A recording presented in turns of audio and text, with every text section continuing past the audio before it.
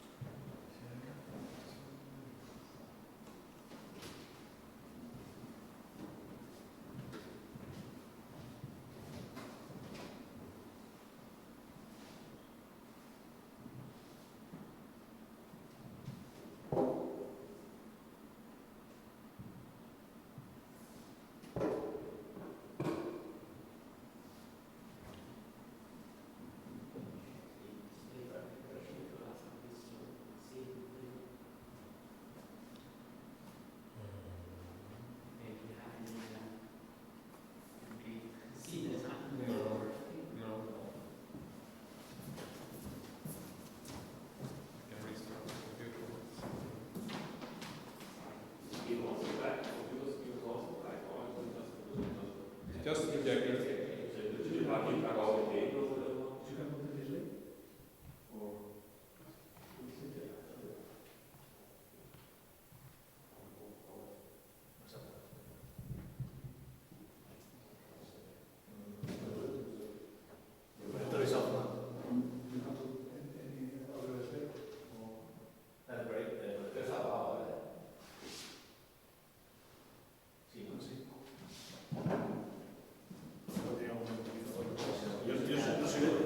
No soy el técnico de la sala. They're on live,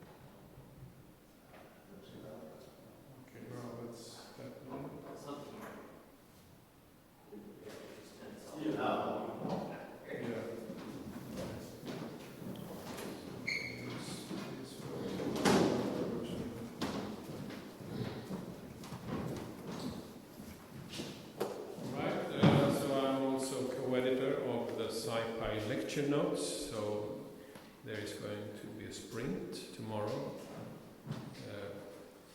on this project, so anybody who's interested is welcome.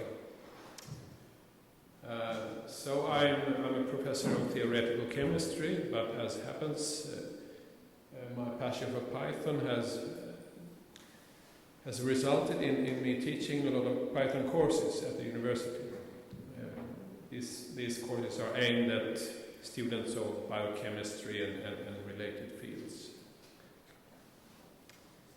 But my background is really in physics, and I also worked in HPC. My first employment at the university was at the Supercomputer Center. So I have that kind of interests too. So in this field of theoretical or computational chemistry, well, it's a huge field, and what this picture shows is that so you can operate on different length scales and time scales depending on the nature you are interested in. In the quantum domain, it's down to the bottom of the left of the figure. We have the quantum mechanical descriptions of chemical phenomena, and that's why we have quantum chemistry. So what we are basically doing is to solve this Schrödinger equation for the electronic structure of a molecular system.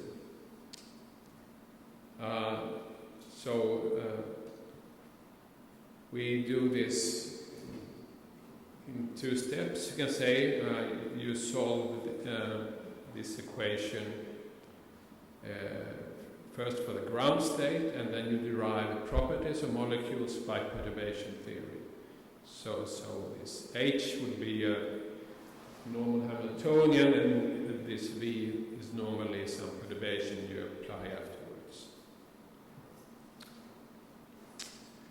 Okay, and this is a quote by Dirac that goes back all the way to 1929, and saying the underlying physical laws necessary for the mathematical theory of a large part of physics and the whole of chemistry are thus completely known, and the difficulty is only that the exact application of these laws leads to equations much too complicated to be soluble.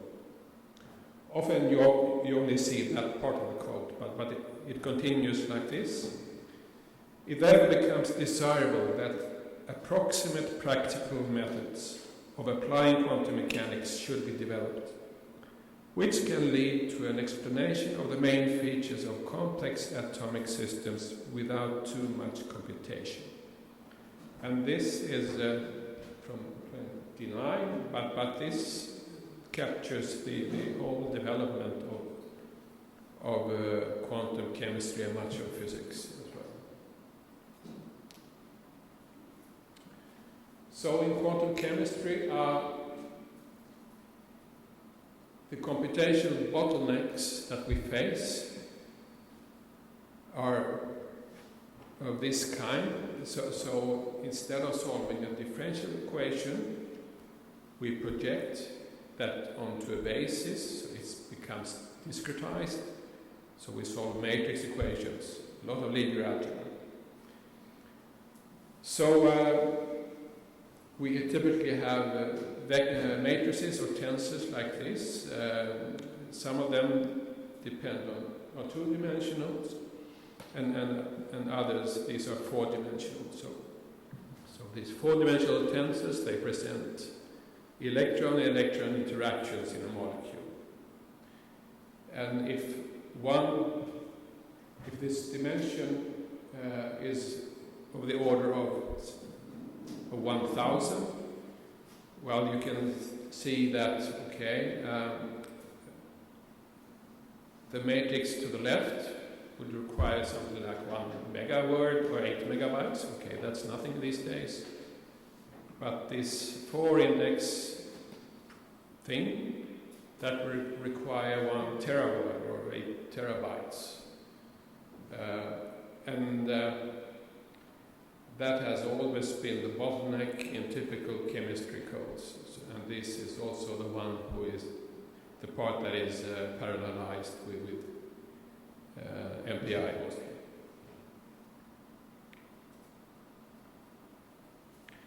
And in calculation of molecular properties, what we do in practice is to solve large equations like this. So eigenvalue equations or systems of linear equations. So in these cases, this E matrix has also the order, the size is of the order of these 4-index tensors. And the matrices are too large to fit on a computer or in memory. So therefore, one has worked with iterative methods to get some approximate solutions.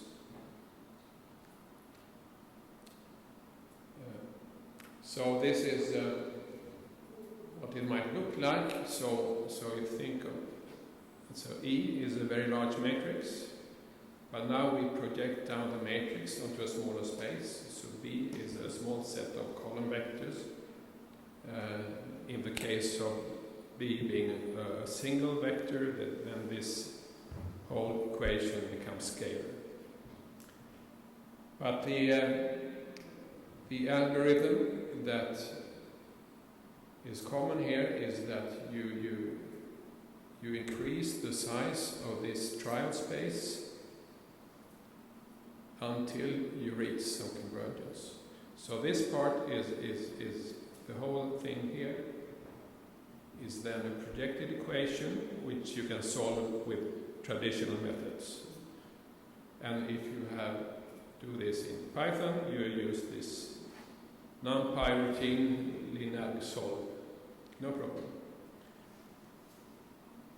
And then we calculate the residual error and generate new trial vectors and repeats.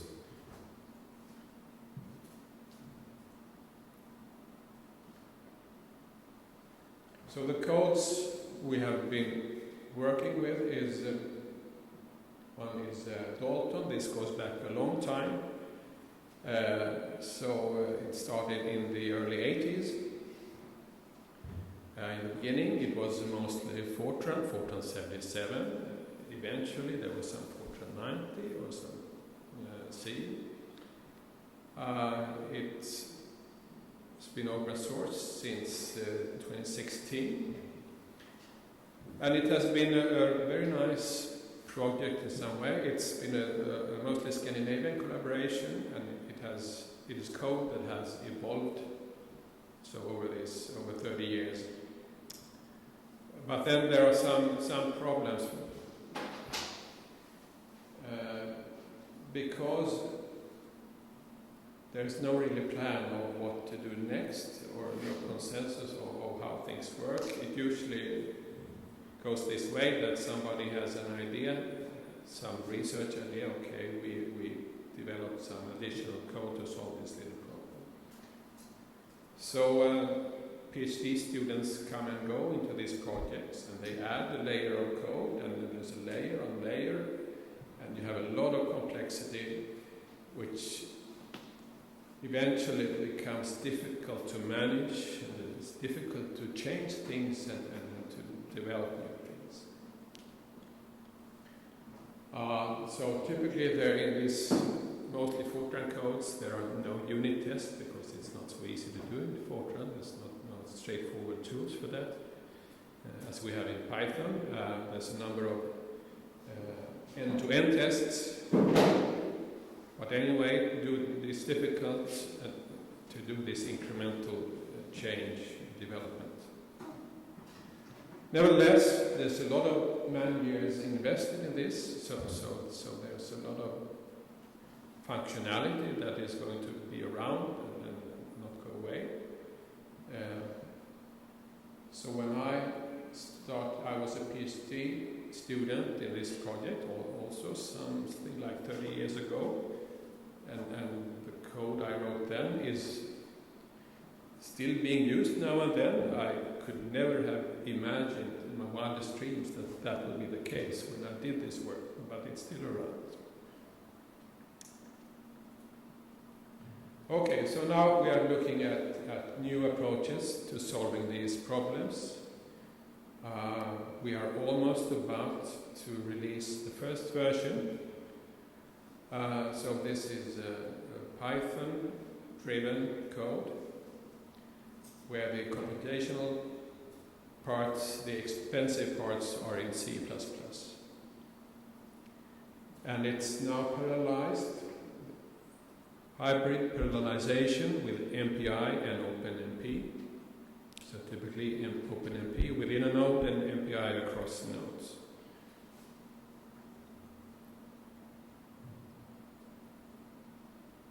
There is a rudimentary website and there is some documentation. You can open that link, see if that follows.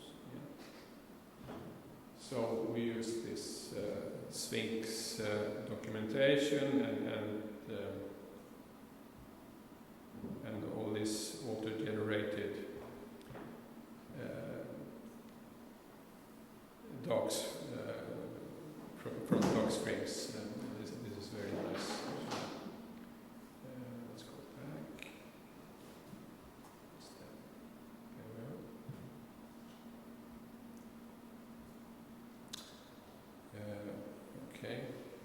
So this is a rough sketch of what it looks like. So these are,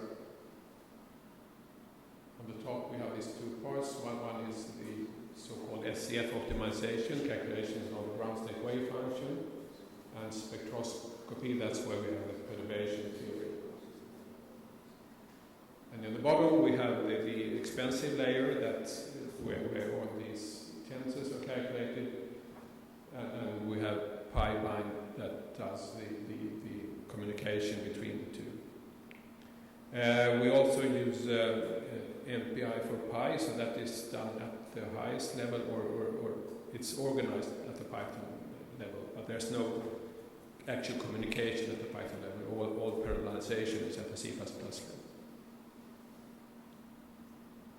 So it's well tested, PyTest for the Python parts and Google test for the C++ parts.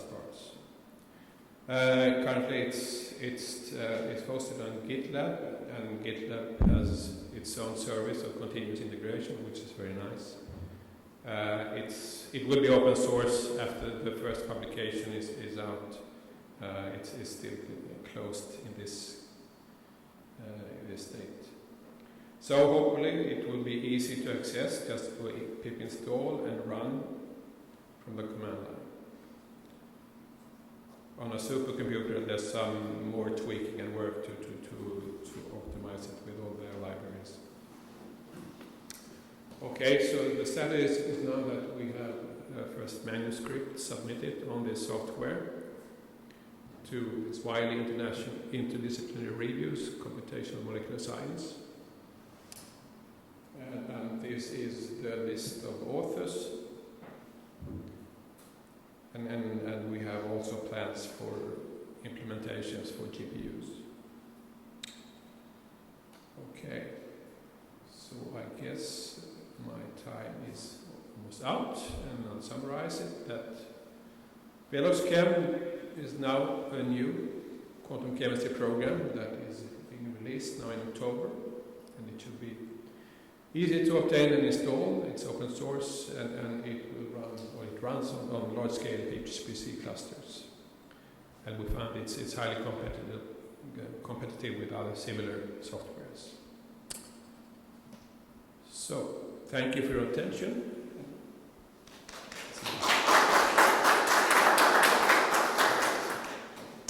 Thank you, Olav. We do have a few minutes for questions. If anybody's got questions about this.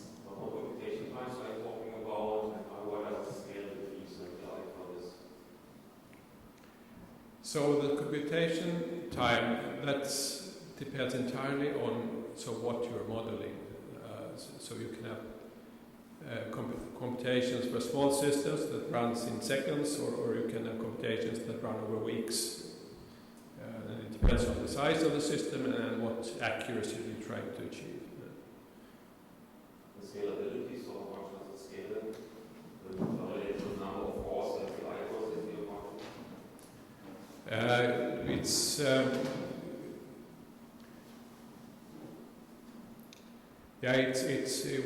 I think it scales up to 1,000 cores very well. That's also size dependent. Yeah. Hi, very interesting program, I think. Yeah. I will check it out. Yeah. The question is it designed to be extensible in some way through plugins or modules or something we can design to use the program or via an API or something? So did you design with extensibility by users in mind? Or contributions? I don't know how to... I'm sorry, can you repeat the question? Yeah, if you design the software to be for the users or other people to be able to contribute, or with some plugin system, or through an API or something. So if we could extend the software for our specific system, so to say, if it does not fit to us. So with the Python interface, it's of course much simpler to make any API you like on top of this, and It also allows you to plug and play a bit more. You can do experiments and try out different algorithms at the high level while keeping an efficient core at the lower level.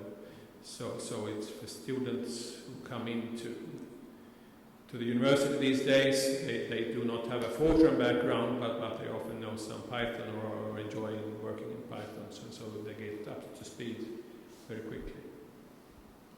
So I have a quick question. Yeah. As you said, you had this Dalton, this sort of 30 years of collaborative work. Yeah. Were you able to reuse any of the code or adapt it into the new thing, or is it a complete rewrite of everything? Well, it's no, we cannot reuse anything, but we reuse our knowledge and theory from that work, and it's very useful to also have a reference code for testing. That's almost invaluable. Any other questions? All right, then if we thank Olav once more.